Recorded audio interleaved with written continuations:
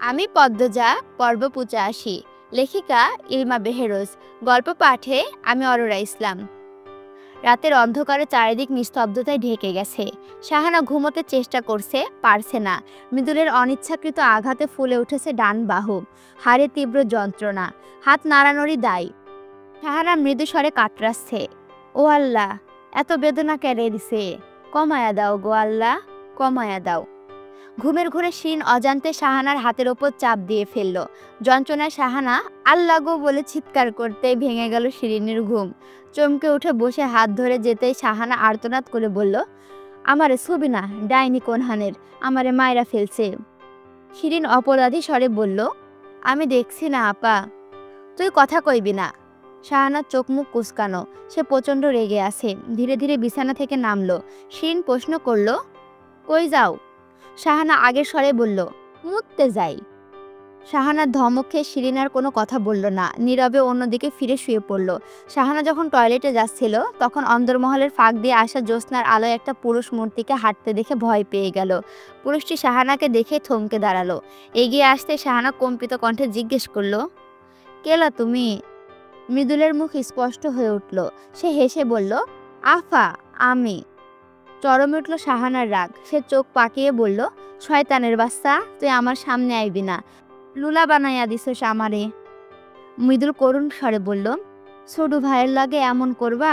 আমি তোমারে দেখি নাই, ইচ্ছা কইরা মারি নাই। এই যে তুই যা, সামনে থেকে সর।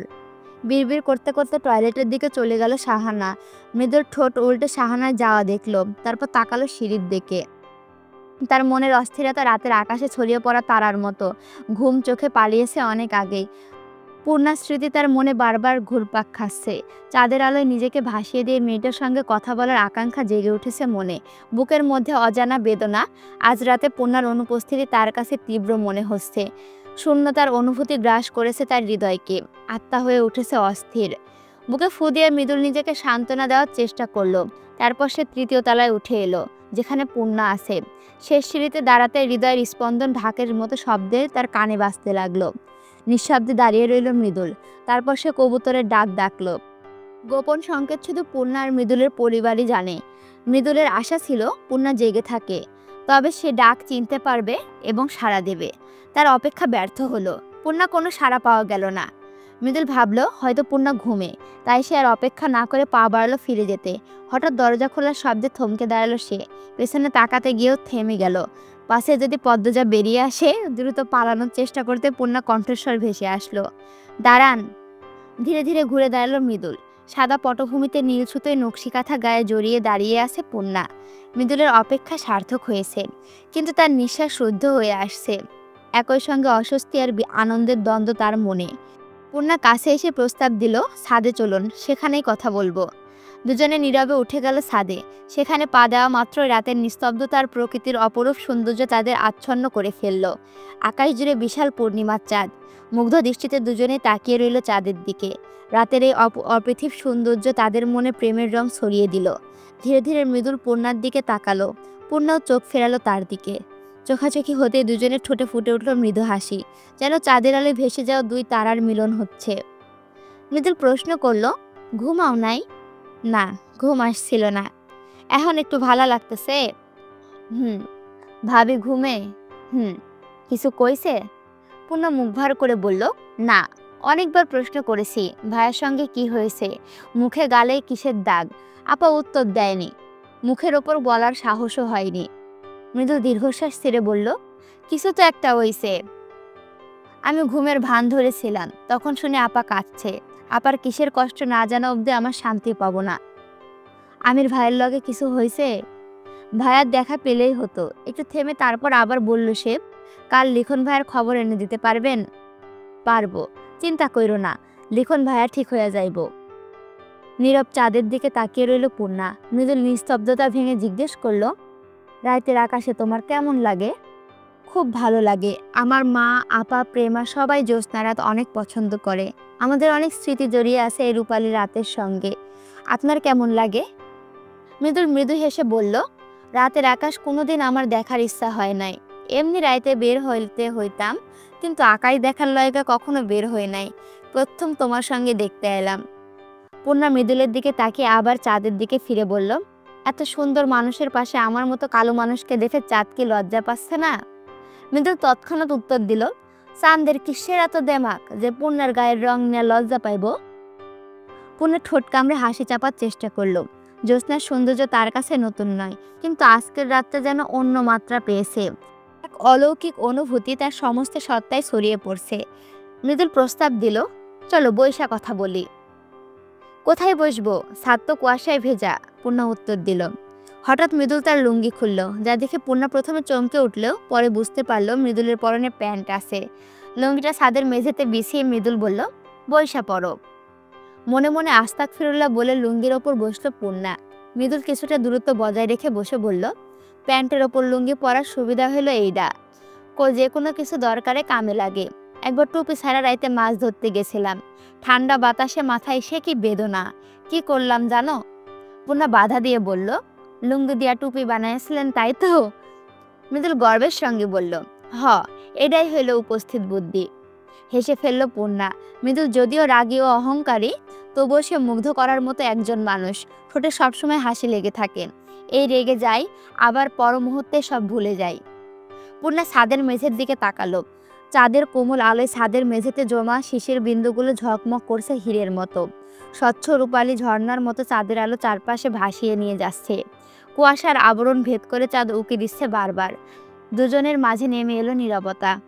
সে নীরবতা ভেঙে মৃদুস্বরে ডাকলো, পূর্ণা। পূর্ণা সাড়া দিল। আমার কামতে ইচ্ছা করতেছে। কেঁপে উঠল পূর্ণার হৃদয়। সে মৃদুলের দিকে ফিরে বসে জিজ্ঞেস করলো, কেন? জানি না, এতদিনে যা চাইছি তাই পাইছি, এই প্রথম কিছু পাইতে গিয়া ডর করতেছে। কি সেটা? পূর্ণা উৎসুক হয়ে জানতে চাইল। মৃদুল পূর্ণার চোখের দিকে সোজা তাকিয়ে বলল, তোমারে তোমারে পূর্ণা। জ্যোৎস্নাময় রাতের নিস্তব্ধতায় নির্জনে দুজনের মাঝে যখন প্রেমিক তার অন্তরের গভীর অনুভূতি প্রকাশ করে, তখন প্রেমিকার হৃদয়ে কি ঘটে পূর্ণা জানে না। তবে সে নিজের মধ্যে অভূতপূর্ব দম বন্ধ করা অনুভূতি স্পর্শ পেল। শীতের রাতে সব পাখিদের তাদের নিজের বাসায় ঘুমে মগ্ন, শুধু পেঁচা জেগে আছে। মাঝে মধ্যে তার ডাক শোনা যাচ্ছে। কনকনে ঠান্ডা বাতাস বইছে। পূর্ণা মৃদুলের হাত ধরে বলল, আপা সবসময় বলে, ভাগ্যে যা আছে তাই হয়, আল্লাহ কপালে যা লিখে রাখেন তাই ঘটে, তাই চিন্তা করবেন না। তুমি আপনি কইরা আর কথা কইবা না, তুমি কইবা। পূর্ণা তৎক্ষণাৎ মুখ ফিরিয়ে নিল, বলল, পারবো না। যা কইলাম হুনো, নইলে কিন্তু। কি করবেন? ছাদ থেকে লাফ দিয়া মইরা যাব। পূর্ণা ভুরু কুচকে বলল, এসব কি কথা? দেখাবো লাফ দিয়া। মৃদুল গম্ভীরভাবে কথা বলছে, এই ছেলে দেখানোর জন্য সত্যি লাফিয়ে পড়তে পারে। পূর্ণা বলল, আচ্ছা থাক, দরকার নেই, আমি তুমিই বলবো। মৃদুল হেসে বলল, তাইলে কও। কি বলবো? তুমি। তুমি। মৃদুল হাসলো পূর্ণাও। আকাশের বিশাল উজ্জ্বল চাঁদ তার সঙ্গী হয়ে তারাদের সাক্ষী রেখে পূর্ণা ও মৃদুলের প্রেমালাপ চলল সারা রাত।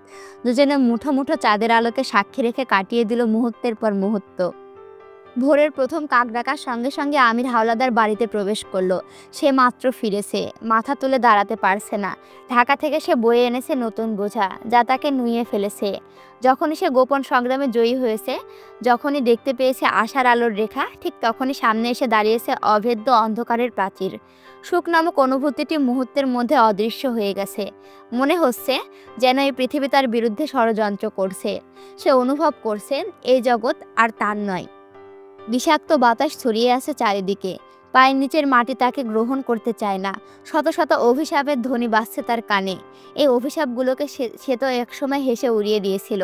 তবে কেন তারা আজ তার জীবনে ফিরে এলো? আমির এবার উত্তর জানে না। লতিফা অন্দরমহলের দরজা খুলে আমিরকে দেখতে পেল। আমির বলল, ভাত আছে, ঠান্ডা হলেও চলবে। এমনভাবে ভাত চাওয়ায় লতিফা অকারণেই চমকে উঠল। সে আমিরকে মৃত্যুর মতো ভয় পায়, তাই কোনো প্রশ্ন করার সাহস পেল না। শুধু বলল, আনতাসি আমি, এখনই আনতাসি।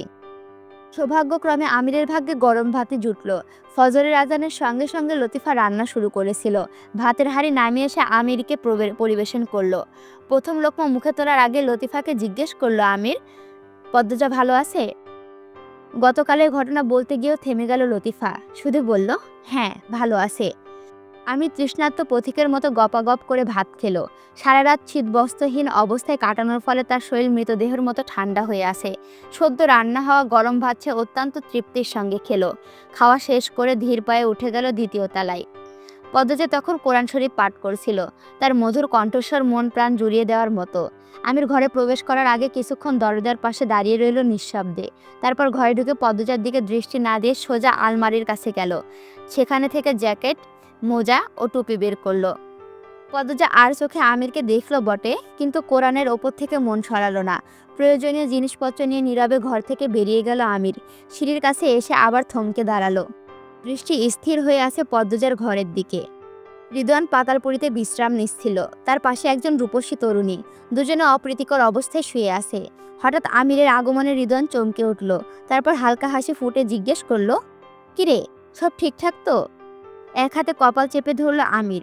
তারপর সে নারীর দিকে তাকিয়ে তীব্র স্বরে বলল, এই শালি, শরীর ঢাক।